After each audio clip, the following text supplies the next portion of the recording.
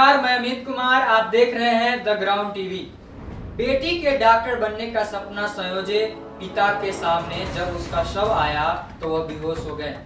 कुछ देर बाद जब होश आया तो बेटी की लाश देखकर जोर जोर से चीखने चिल्लाने लगे, जैसे पूरी दुनिया ही गुजर गई हो। उसके सारे सपने टूटकर बिखर चुके थे।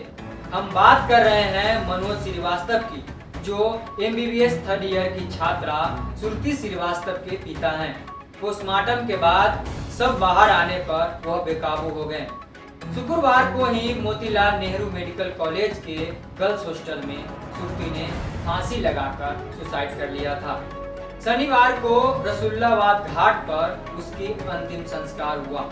जब पिता ने अपनी बेटी की चिता में आग लगाई तो वहां घाट पर मौजूद हर किसी की आंखें नम हो गई थी।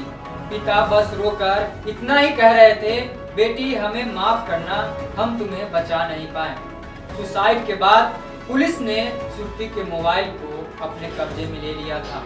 पुलिस मोबाइल का पैटर्न तोड़कर यह पता करने का प्रयास कर रही है कि उसकी आखिरी बात किससे हुई थी, किस नंबर पर उसकी ज्यादा बात हो रही थी, कहीं कोई उसे ब्लैकमेल तो नहीं कर रहा है। इन बातों पर ध्यान रखते हुए पुलिस छानबीन में जुटी हुई है। श्रुति श्रीवास्तव मूलतः सुल्तानपुर के हेमानपुर बलीपुर गांव में रहने वाली थी, लेकिन परिवार के लोग लखनऊ में ही रहते हैं। पिता प्राइवेट कंपनी में इंजीनियर हैं। 2020 में उसका दाखिला मोतीलाल नेहरू मेडिकल कॉलेज प्रयागराज में कराया गया था।